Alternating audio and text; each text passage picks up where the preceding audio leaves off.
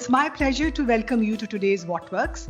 In this edition, we'll explore the road ahead for ADB in light of the findings and recommendations from our recent evaluation of the new operating model.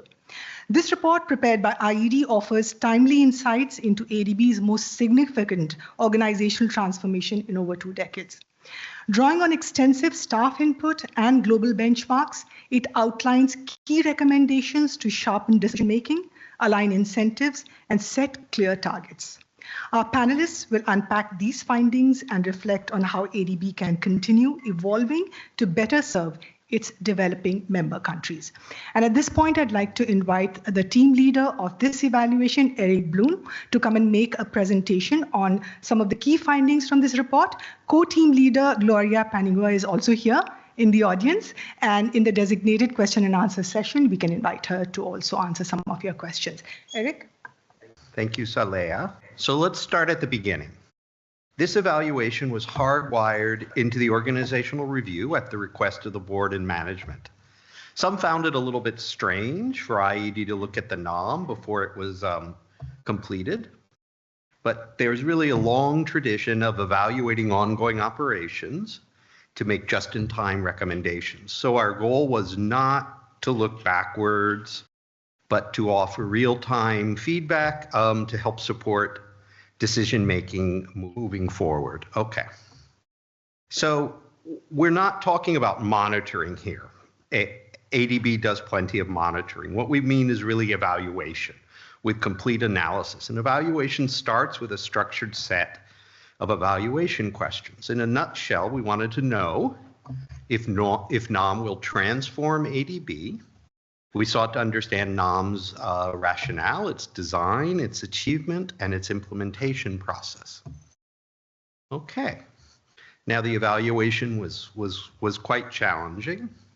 We had a very large scope. NOM covers everything, and we had a limited time. We held wide-scale discussions with staff, analyzed administrative data, internal documents, carried out a literature review, and conducted a staff survey. Now, NOM lacked a clear theory of change, and importantly for us, it lacked a results framework.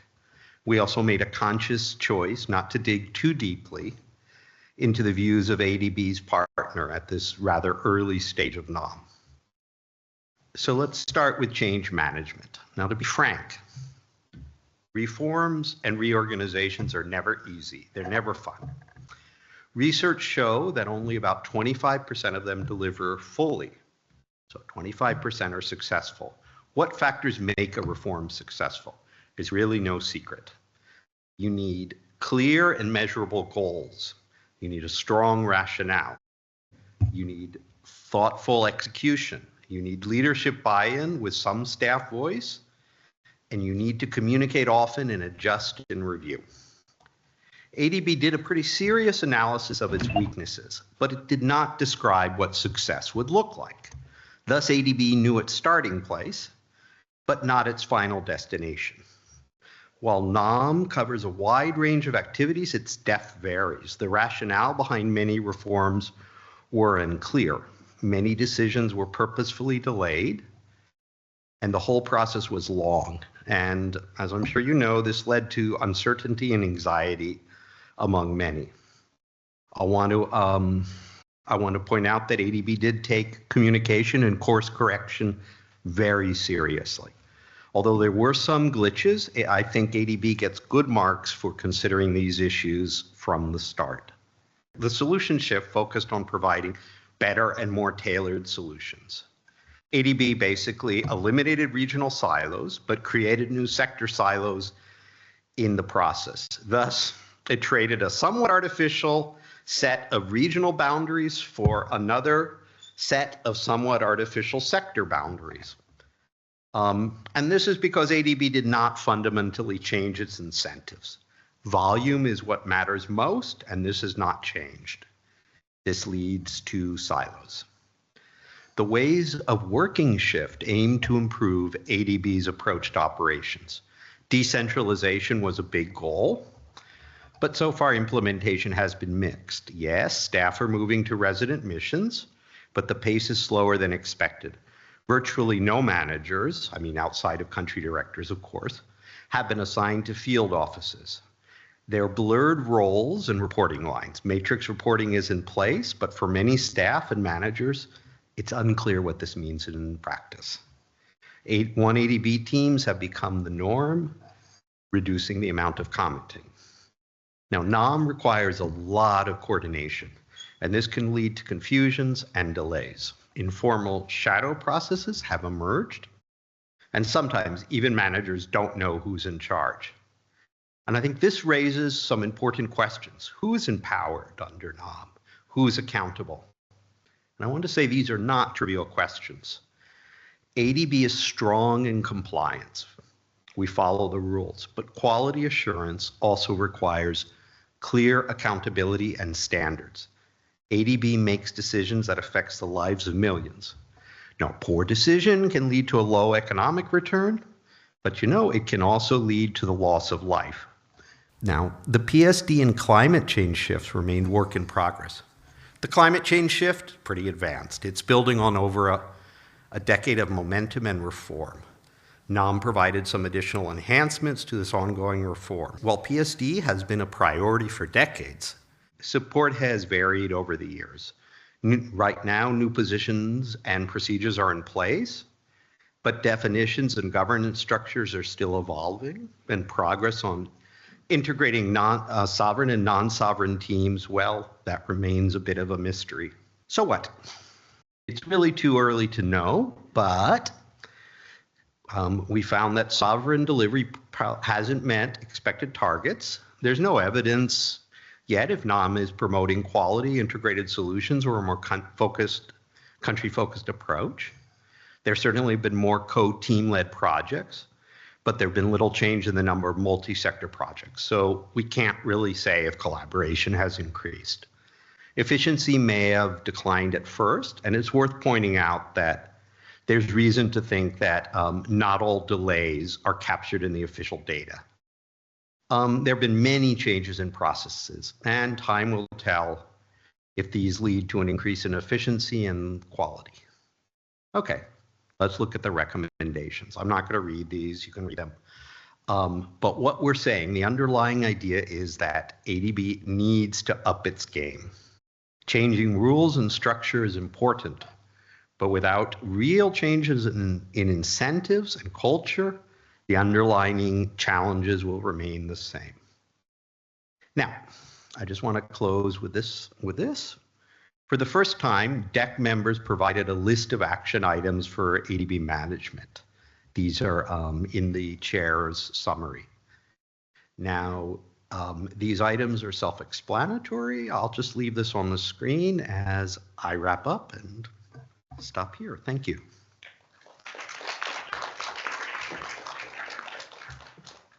So for now, let's just watch this video, which we call From the Front Lines. And it features reactions from ADB staff. This is our initiative basically to include as many perspectives as we can on our evaluation reports. So let's just take a look at this video. It runs for about 5 minutes. I'll see you after that.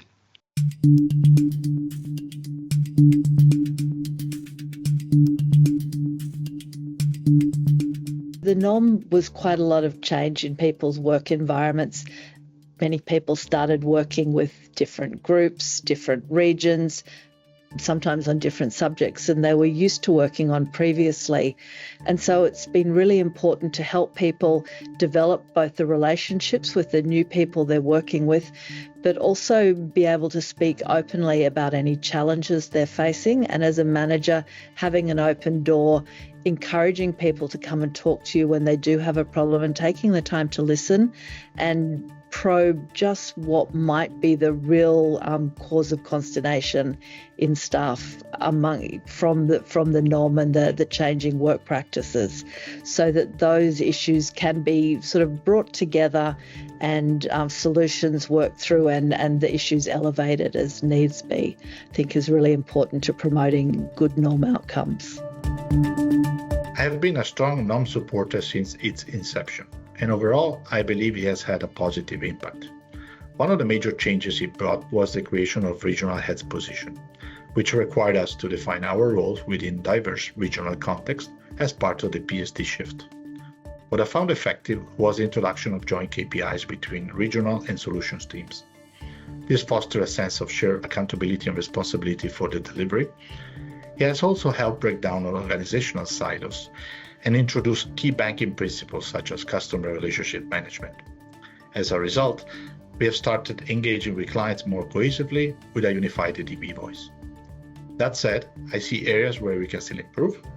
For instance, making KPIs truly product neutral would unlock significant benefits. Further decentralization of senior management in alignment with other IFIs could enhance responsiveness. More broadly, I believe NOM should support a cultural shift from being an inward-looking, acronym-heavy organization to one that is outward-facing and client-centric. That is, to me, the ultimate evolution we should aim for.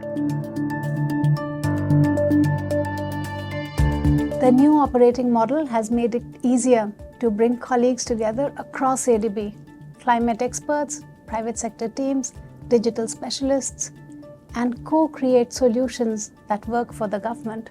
That has been the real change on the ground. The model has brought some complexity in processes, but at the same time, approvals have become smoother and there is stronger support for resident missions. Ongoing refinements are bringing in efficiency in processes around coordination and stronger quality control, and staff are learning to thrive in matrix reporting.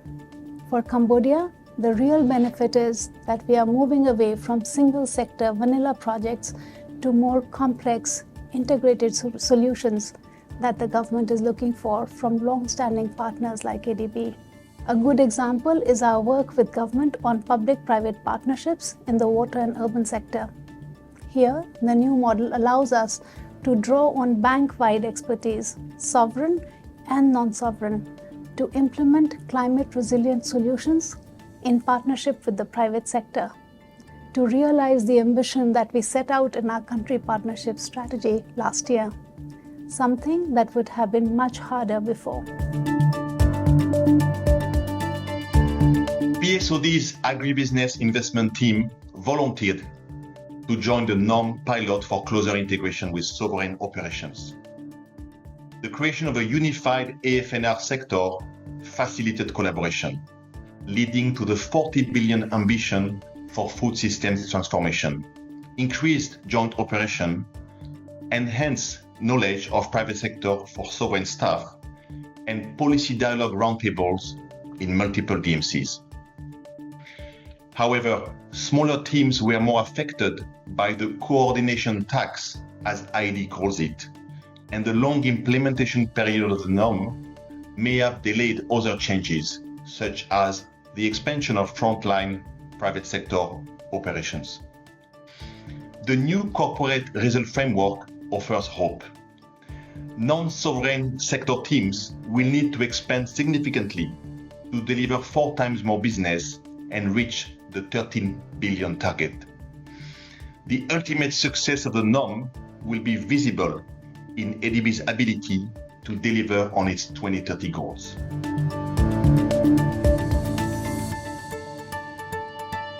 Let me introduce you to the panelists now. Joining us are Executive Director Rachel Thompson, Vice President for East and Southeast Asia and the Pacific, Scott Morris, and Aman, Director General of PPFD. And also, as always, the session will be moderated by DG IED, Manny Jimenez. Manny, over to you now.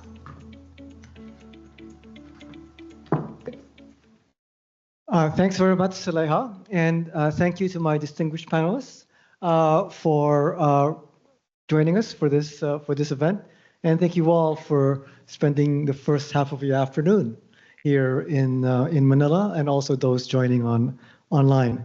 What we try to do in these conversations is not to rehash the discussions, long and fruitful as they might have been, on the NOM evaluation itself, but to try to look forward to see how ADB can use that evaluation to improve the way that it does business. So we have a terrific perspective from various parts of our institution, from operations and from our corporate side, and of course, the board itself.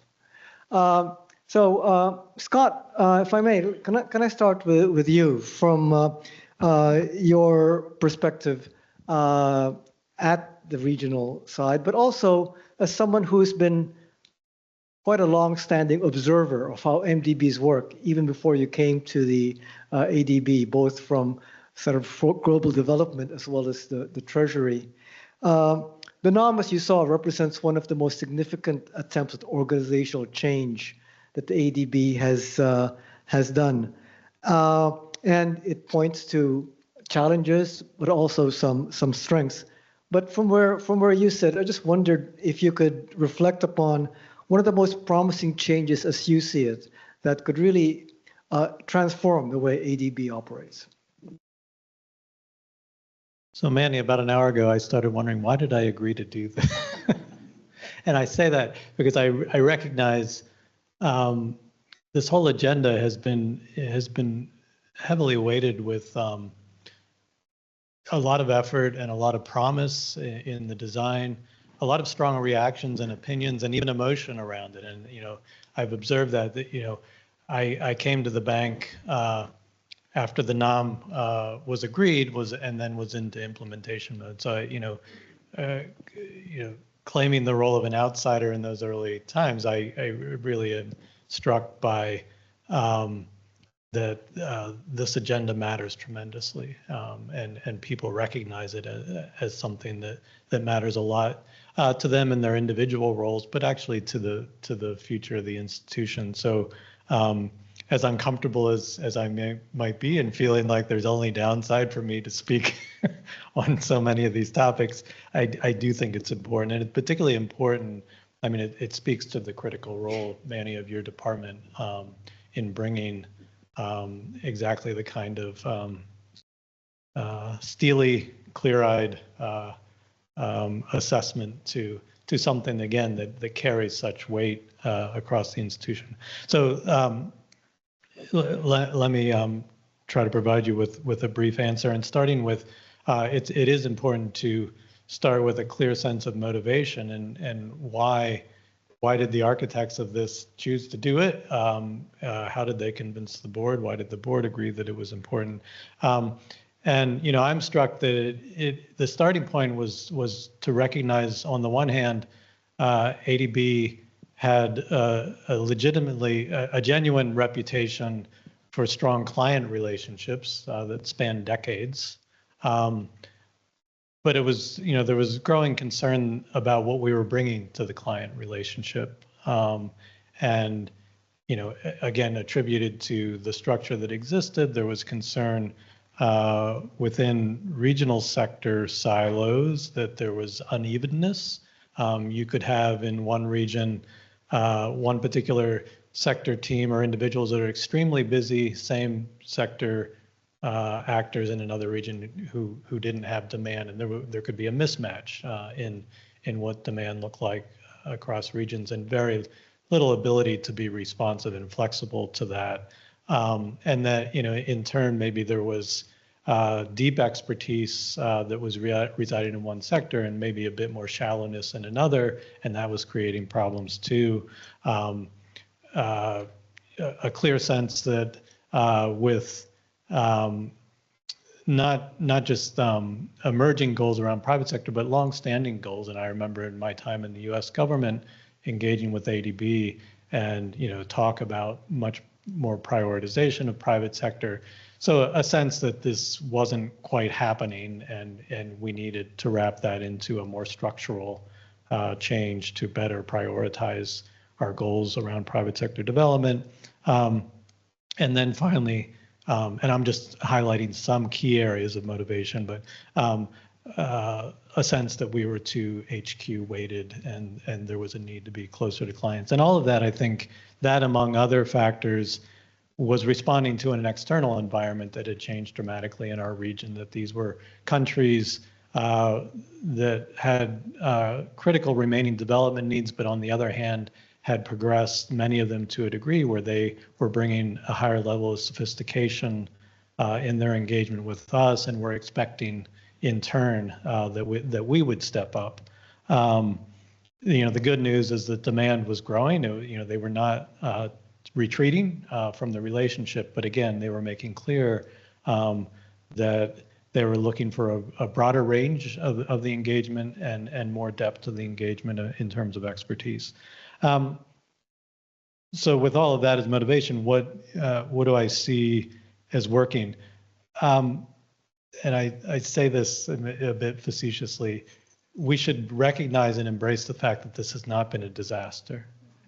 And let me give you Exhibit A. As you said, a long-time interested observer of these institutions, circa 2013, 2014 World Bank. For a lot of us as outside observers of their reorganization, it felt very much like a black hole of a couple of years that really detracted from the institution's ability to make progress in key areas.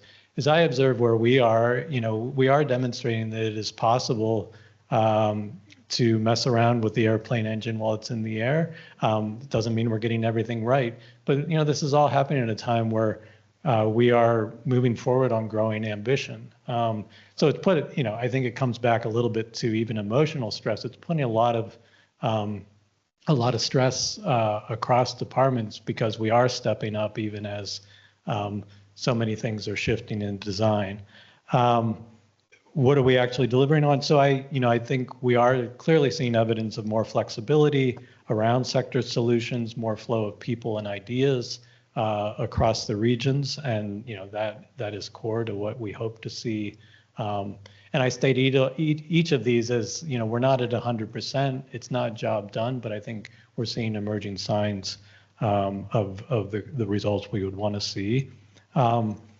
And in particular, I think I've seen this in my own travel, that it's resonating in our resident missions. And even particularly, I hear it from national staff who tell me about their access to sector knowledge and even individuals that they didn't used to have, that they feel like there's a broader scope of engagement that they have that's now translating down to the mission level.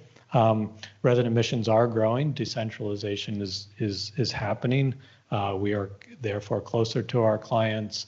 A number of us, including my colleague to my right, are spending a lot of time on making sure that's happening in the Pacific. So beyond just more people, even more structure, new offices, I count that as an important part of this overall shift.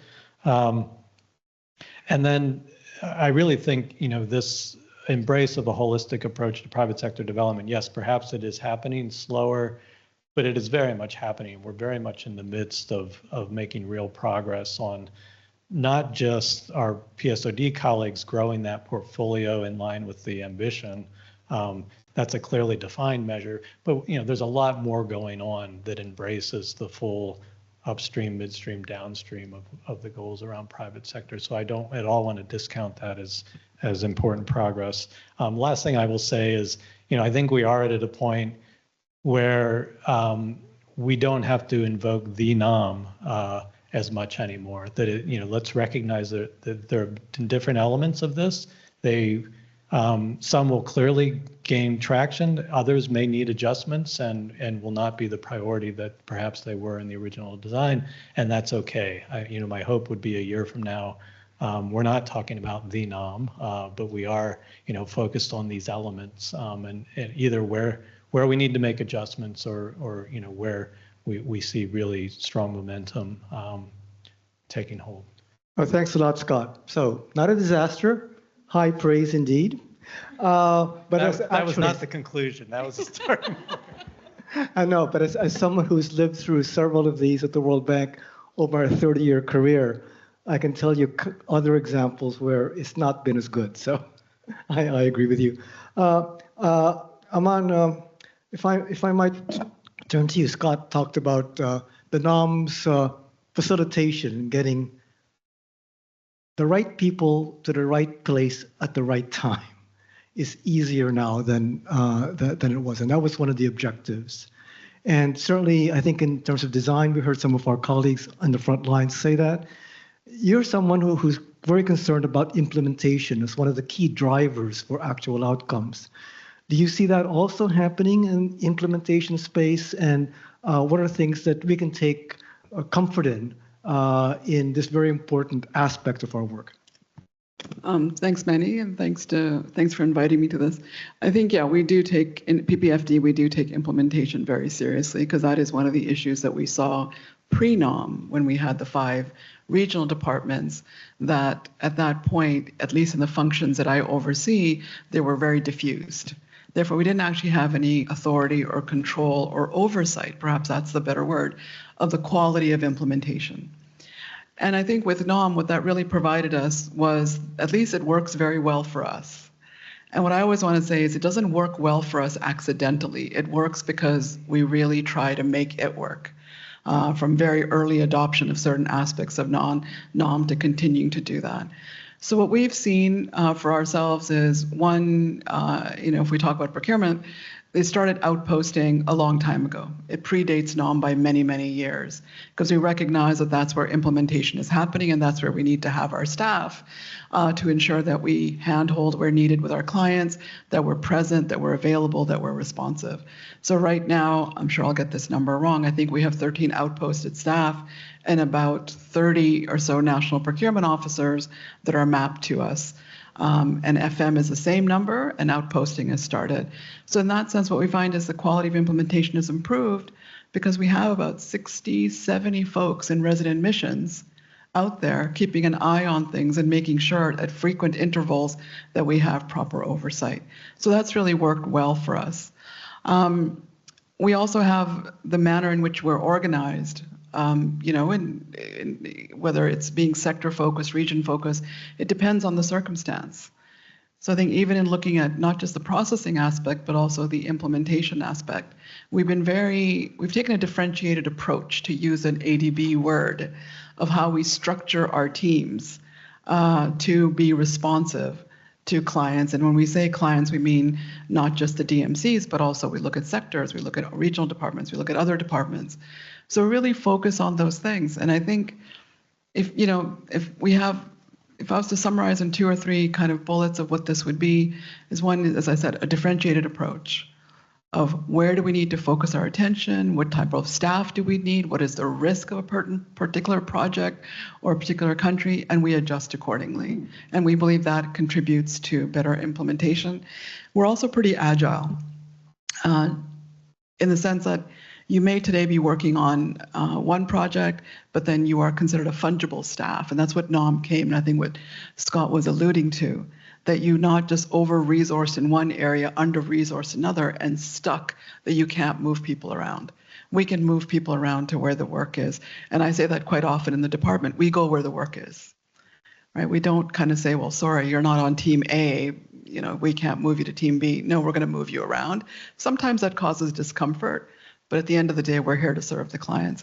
And lastly, I think leadership matters.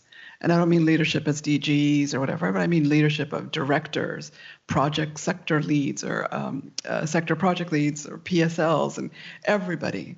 And I think all of that contributes to it, because it's not just one group of people trying to look at implementation quality, it's a collective effort. Thanks a lot, Aman. I'm glad you raised I don't think it's really an ADB word. It's a good word, differentiated. And we're taking credit for it.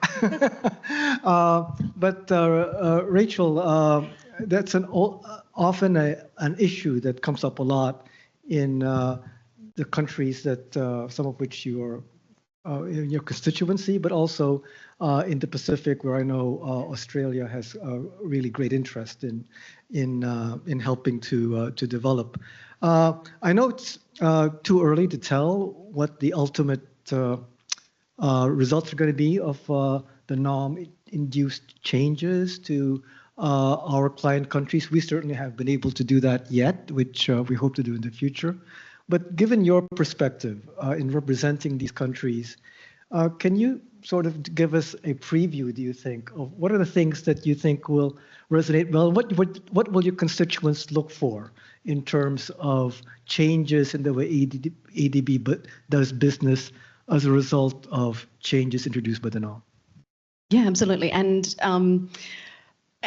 so I joined the board on the 1st of January 2023, so just after the organisational review was considered by the board, but shortly before sort of day one of the NOM. And I recall saying, among the many things that I said early on, that one of my KPIs was whether or not the new operating model would deliver more of the best of what ADB had to offer to the Pacific, and more of that differentiated approach that Aman was referring to, which in the Pacific basically means being responsive to the local context rather than simply applying approaches, methodologies, ways of working from other parts of the region without sensitivity to that local context. And I'm now in my third year, so I've lived through this with all of you, and I must say, for me, this is the NOM, at least according to my sort of primary KPI, I think is delivering for the Pacific. I definitely see improvements in the sophistication and complexity of the solutions being brought for clients in the Pacific. We've finally got agreement now to upgrade our presence in the Solomon Islands to a full-blown resident mission, which is in my view long overdue, but we did get there, and before the annual meeting, which is what I did ask for. The North Pacific is starting to get the attention that it deserves. I think by the end of the year we'll have all up 70 people in our office in Suva. So I think at least in the Pacific the direction of travel is positive. But I think that also kind of goes back to I think what Scott was talking about in terms of motivation.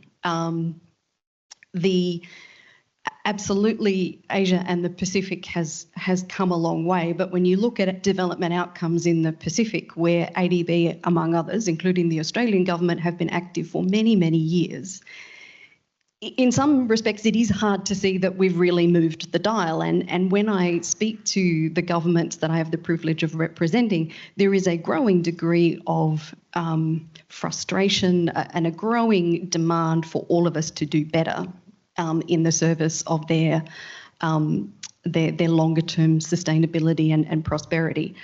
And I think in addition to the motivation that Scott spoke to, I think something I will credit former President Asakawa with recognising is that we're at a point where the shareholders, the international community writ large, is really having a reconsideration of, well, what is the value of institutions like ours and the system to which we belong? We've been around now for 60 years, almost, which I like to point out is the point at which many ADB staff think of retirement. We're not talking about winding up ADB yet, and I absolutely agree with Scott that, you know, across the region there are still members who have incredibly pressing critical development challenges that need to be addressed, but that will require different things of us to what it required in the past. So I think if you want to think about what is the right counterfactual against which to evaluate the NOM, you know, I think there's an argument it would be no change to the way we were working. And I think we would actually be in a much worse situation now when it comes to our ability to serve clients, our ability to communicate to shareholders and donors that we have, that we are adding value, we are creating value, and we have value to offer. That is worthy of their ongoing support. I think just perhaps the other thing I would say is that I think the NOM gets blamed for a lot of things that actually were pre-existing in our culture. One of which I think kind of goes to expectations of managers and leaders. I think part of the sort of personal anxiety that I feel I certainly observed in a lot of staff goes to the variation of staff experience when it comes to their experience of being led or managed within the organisation. So who you work for seems to have a real impact on your experience of working in the organisation. And that is something that, you know, I will credit management with seeking to address in terms of trying to set much clearer direction in terms of what is expected. If you aspire to leadership and to management in this organisation, it is not enough to simply be a technical expert. You have to be someone in whom we can have confidence that you will be you will nurture and look after your people, you will grow talent, you will be a good steward of resources, and that we can trust your judgment when it comes to navigating often challenging relationships with our clients. The reality is that I think people, including myself as a board member, are kind of looking for where is the consistency between decision making and the rhetoric. And that's true of any organisation. It is not unique to ADB. I would say, though, I think we are making greater progress in resolving some of that, the dissonance. And I've certainly been pleased with management's willingness to engage with the board on the formulation of a new strategic HR framework, so a new HR policy for the bank that I think is a real opportunity for the board and management to get much better aligned about what our expectations are for the kind of institution that we want this to be and the kind of experience of working here that we want staff to have.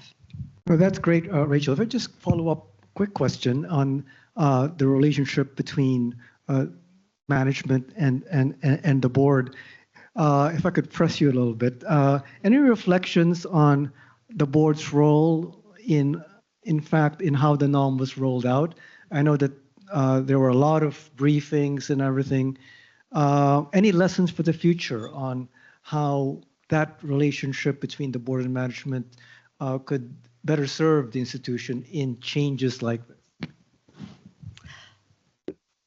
Bit of a trap, yes, sorry. Yeah, I thought you were my friend, Manny. No, well, so I'm going to sort of go back to perhaps somewhat selfishly the HR space, given that I'm the chair of the Human Resources Committee. So it struck me, again, when I first arrived, that we have quarterly reports to the board on our financial statements, and there's a quarterly risk report that is provided, and yet nothing on our people. And we say that our people are our most important resource, and I happen to agree that that is true. We're a bank. Banking is a relationship business. And so one of the things that we are looking to do under this new HR framework is to formulate a number of sort of, if you like, indicators against or benchmarks against which BPMSD can report on a quarterly basis to the board as a whole through the HRC, so that we have, the same degree of communication with the board about our most important resource, and I think a bit more clarity about sort of how we're tracking. But in advance, that's partly come out of a practice that we've developed through the committee, where BPMSD has we've gotten into the practice of them providing us with a dashboard every quarter that didn't exist. So I think part of so I'm partly going to squib your question because I went viral in, I think, week 6 of my term, and I'm keen to kind of stay a little bit longer. So, but what I would say is I think we need to find, and it's true, I think, across operations, across lots of things, is the board and management, I think, need to find ways of having better conversations about what is actually strategically important to our business.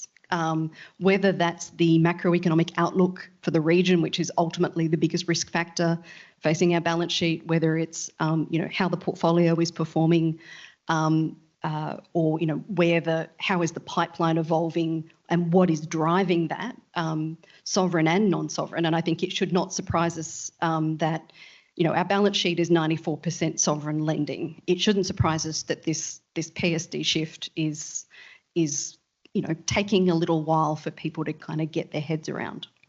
Thank you very much, Rachel. You're a good sport. Scott and Aman, Rachel raised the critical issue of value addition. And it speaks to, I think, some of the NOM evaluation's findings about, and Eric mentioned this in his presentation, on part of this value addition. It's not just the quantity of what we are offering in terms of financing, but the quality of it. And I was just wondering if you could share your views on how the NOM might make that easier for us to ensure that the quality assurance of what we do is as robust as possible. And Aman, if I could start with you, please. All right, thanks. If I just take 1 second and leverage off what Rachel was saying, that the presumption that things were working perfectly before NOM. they weren't working for me. So I can say that. So I think to me, it's a lot better now in terms of my own professional experience in the department that I'm in. So I think there are significant improvements in that regard. Now, with respect to quality assurance, I think it really depends on what we mean by quality assurance. There's two aspects to it as I look at it. One is a technical quality assurance review that folks like procurement and FM and gender and safeguards and OAI, et cetera, look at. In that sense, the accountability for that quality assurance lies with those technical functions, as it should. Pre-nom, it didn't. Pre-nom, it was advisory, it was input, you could be listened to, not listened to, which I think had a significant effect on the quality of implementation. So now, in terms of quality assurance, I think there you have the technical people responsible for that part of the RRP, for the accountability of that, and the responsibility of seeing it through all the way to implementation, not just in processing and then you're done.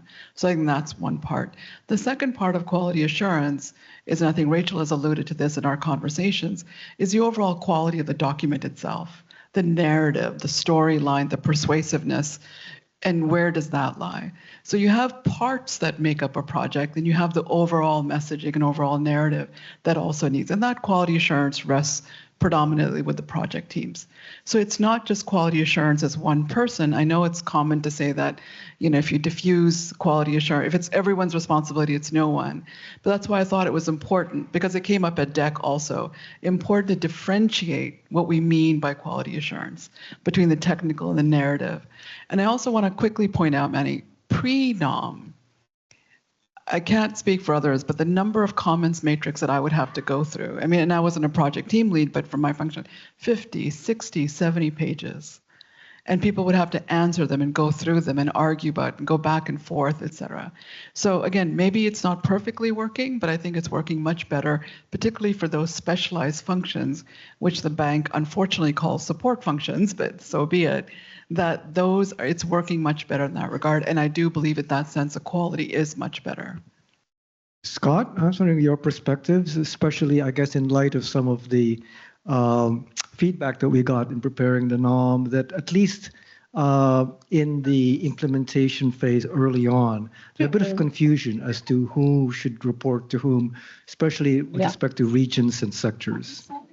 Yeah, no, exactly. That's I wanted to further emphasize Aman's point. I mean, look, in terms of what is a work in progress under the NOM, I think it did introduce real challenges around accountability that we are still working through that are, I think, as you appreciate them more, it is a mix of embedded culture after having an organizational model that we had for decades, and then also what is in the hard wiring of this that probably needs to be adjusted because we're not there yet. And so I will speak with all of the bias of where I sit and simply to say that, as I look at the world from ADB, the client relationship is central, and we go from there. And from that standpoint, we need to have empowered CDs, and then we need to have clearly defined roles for our regional departments with accountability to those actors that is clear. So that really speaks to how is matrix reporting working. And again, I think there are probably behavioral issues there, but there are also we've discussed whether you call them tweaks or more fundamental. There feels to me like there are some obvious things that could better empower these actors and make it clear throughout teams and project teams that there is an accountability function that goes up to this part of the organization. Yes, I mean, things like project documents, we want to make sure there's work to do there in terms of getting them to where we want them to be along the chain of process and in a timely way. Oh, thanks. So I'm going to ask one last question to the panel, but I might give a heads up to the audience to please get ready with your questions. We'll try to spend about 10 minutes doing that. And then, but I just wanted, if any of you or all of you quickly has a reflection on the issue that was raised several times on incentives and how we try to, and related to the HR issue that you raised, Rachel, on trying to get people the right credit for doing the right things, especially in working across teams. And again, perhaps I could turn to my operational colleagues, and Rachel, if you have any views about this, that would be great too, on how do we try to work across these, it must be human nature to have silos, because whatever you do, they crop up. But how do we make sure that we keep at this and addressing this issue of enabling teamwork that cut across managerial units? Anyone want to volunteer anything on this? I think from our experience, a few things. First of all, you have to sometimes force the issue, make people work with other people in different teams and make things a little bit uncomfortable and do that, and to force the collaboration. Because sometimes it doesn't happen naturally, particularly if you have an organization. For many years, there was no change. It was, and so you got used to, I've been working with Bob for 10 years and Bob's my go-to guy and that's it. And all of a sudden you're working with Jane and it's been a decade. So I think to kind of force it a little, mix up the teams, mix up the folks, it's uncomfortable, but I think that has to be done a little bit. In terms of incentivization, I think, of course, there's issues of KPIs that can be set in terms of common KPIs that don't just always prioritize commitments and what you processed. But I do think the new PR system, if implemented correctly, if people take it seriously, that does look at core competencies, that looks at collaborating across borders, I believe, or navigating change or whatever those things are, and take those things seriously in terms of assessing staff performance. And I think going back to what Rachel said is, what do we expect of our staff? Technical competence is predominant, is mostly assumed, but the rest is communication and leadership and persuasiveness and being able to navigate and be comfortable that today I work with Bob, but tomorrow I'm going to work with Scott, and that's okay. So I think some of those things, I think it's not easy, but I think we've come a long way towards that. And I think certainly in PPFD, because we've, a common term I like to use is cross-pollination. We do a lot of cross-pollination. We move people around, different teams, this, that, come to the front office, then you go here, then a resident mission. So you kind of get used to that change and you get used to working with different people. And so I think it's the incentivization, that presumes some sort of monetary incentivization. But there has to be some inherent sense of satisfaction and enjoyment in working across with different teams and collaborating. At least that's how I like to do it, because it can't all be about the money, can it? I don't know. Rachel, you look like you want to say something on this topic. I always want to say something, Manny, that's the problem. But maybe I'll let Scott go first if you would like. Go ahead. Okay. Never let it be said that I do not support management. I think, so I want to just, particularly amplify the point that Aman was making about the new performance management system, but also because I think it to me goes to, again, something that is really challenging about ADB's culture, which is an inability to have, or a real tendency to avoid having hard conversations. It's an incredibly conflict avoidant. I'm often guilty of what I call being Australian in the workplace, because as a middle-aged Australian woman, I've been socialised to be sort of reasonably direct and straightforward, and you've all been very kind with me over the last 2.5 years in explaining how that doesn't always translate terribly well. But I think actually so Nellie, the head of the Staff Council, has a fantastic blog, which I would highly recommend everyone read, about this most recent performance review cycle. And she has this great line that, avoidance isn't kindness, it's professional neglect.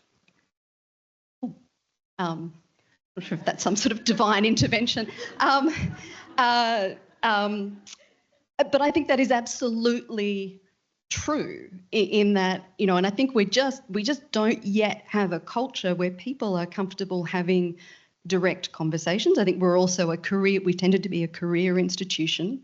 And over time, it is absolutely understandable how people come to associate their standing in the institution or things like their performance review with being an incredibly loaded sort of,